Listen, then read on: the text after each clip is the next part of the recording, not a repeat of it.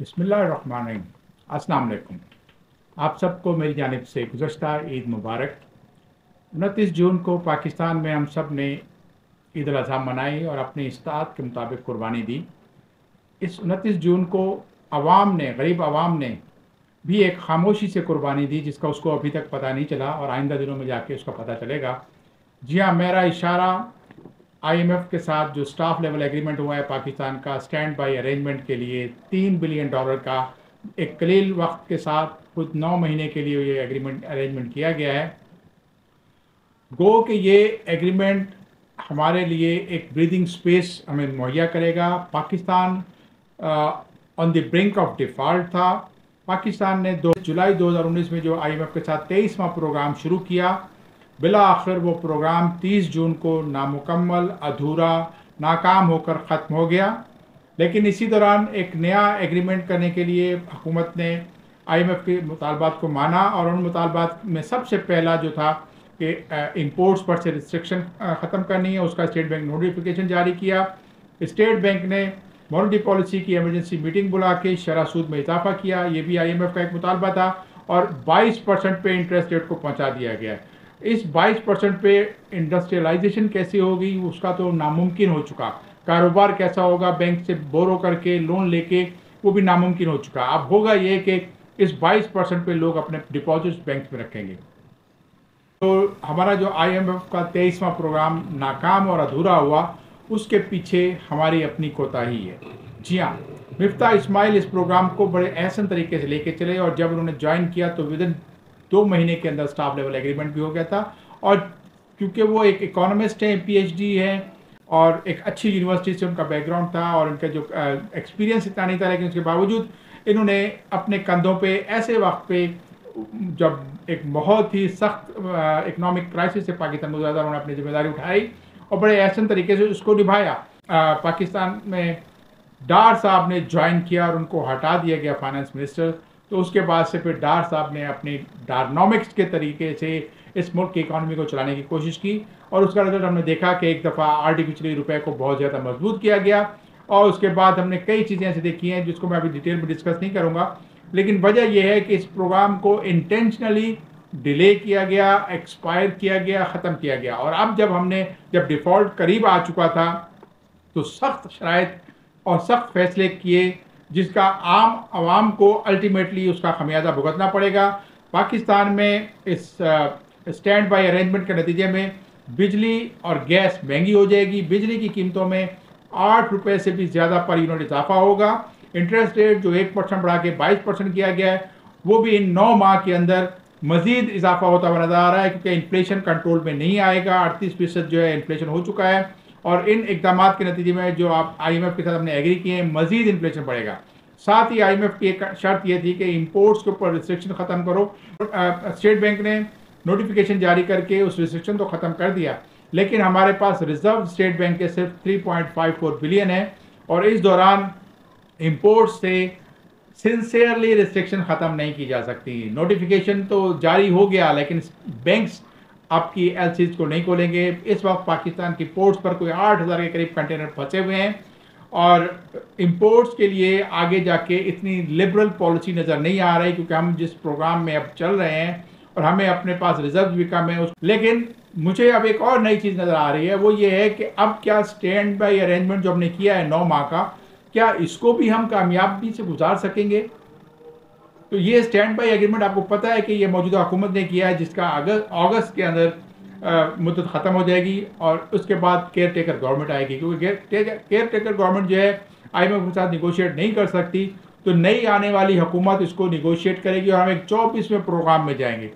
वक्त की ज़रूरत इस वक्त यह है कि पाकिस्तान अपना डिसिप्लिन, जो फाइनेंशियल और डिसिप्लिन है, उसको बेहतर करे और टैक्स का बेस बढ़ाएं और उस सेक्टर को, जो रिटेल सेक्टर, जो ट्रेडर्स हैं और जो आपके रियल एस्टेट के लोग हैं, उनको टैक्स नेट में लाया जाए। हुकूमत अपनी बेल्ट टाइट करे और एक्सपेंडिचर्स को कम किया जाए, क्योंकि एक्सपेंडिचर मुसलसल बढ़ता जा रहा है और पाकिस्तान में फिजिकल डेफिसिट का एक मॉन्स्टर खड़ा हो गया। जब तक हम इसको कम नहीं करेंगे, हम अपने जो क्राइसिस है उससे नहीं निकल सकेंगे।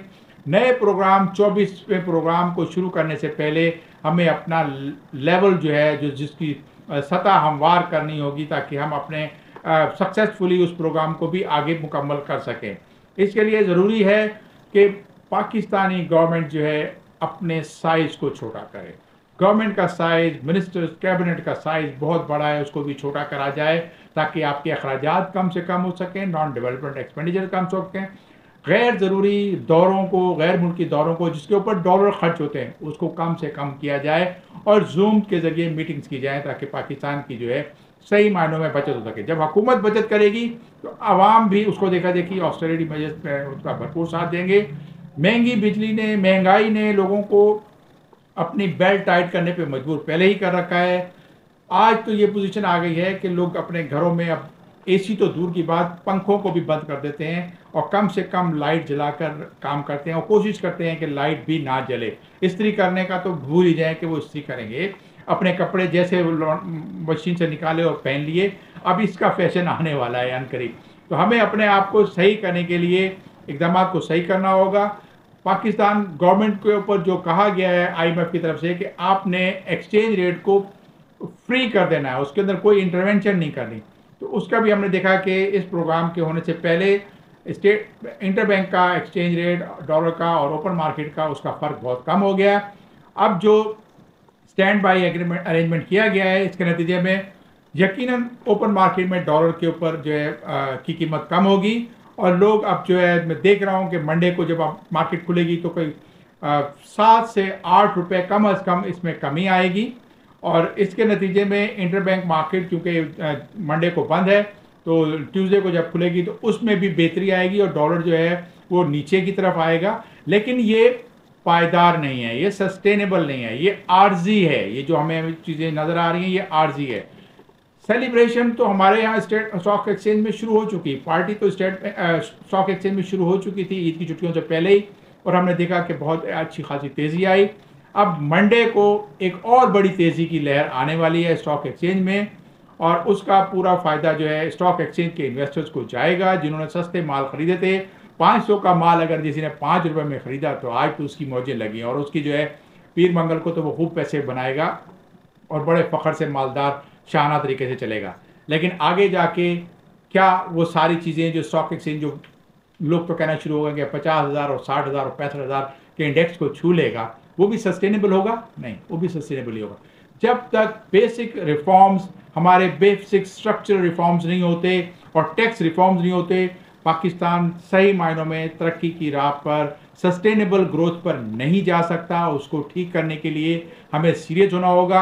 हमारी पॉलिटिकल इकोनॉमी जो है वो बड़ी अजीब है, वो अपने सिर्फ वोट को देखने के लिए, अपने इलेक्शन को बाय करने के लिए पॉपुलिस्ट डिसीजन लेती है। अभी कुछ दिनों पहले हमने देखा कि रेलवे जो कि पहले ही खसारे से गुजर रही है, 33% किरायों में कमी की गई। उस वक्त पीक टाइम था जो हमारे पास ईद की ट्रैवलिंग होती है, लोग कराची से दूसरे शहरों में और अपने गाँव के देहातों की तरफ जाते हैं, वो पीक टाइम था लेकिन 33% कमी की गई। उसका खजाना मजीद बढ़ेगा। हमें ऐसे इकदाम पॉपुलर डिसीजन नहीं लेने होंगे और हमारी आवाम को क्योंकि इसका सारा बोझ उठाना पड़ता है, आवाम के सोचना होगा। आवाम को एक अच्छा माहौल, उनको महंगाई से बचाना होगा और ख़ास तौर पर आवाम को जो हेल्थ के इश्यूज आ रहे हैं, जो उनकी स्पेंडिंग है ना होने के बराबर है और बहुत से लोग जो है अपने आप को इलाज, हॉस्पिटल, डॉक्टर से दूर रख रहे हैं क्योंकि उनकी जेब में अब इतने पैसे नहीं है कि किचन को पूरा करें या डॉक्टर की भारी फीस दें और उसके महंगी दवाएं खरीद के ला सकें। हुकूमत मुसलसल दवाओं को भी महंगा करती जा रही है।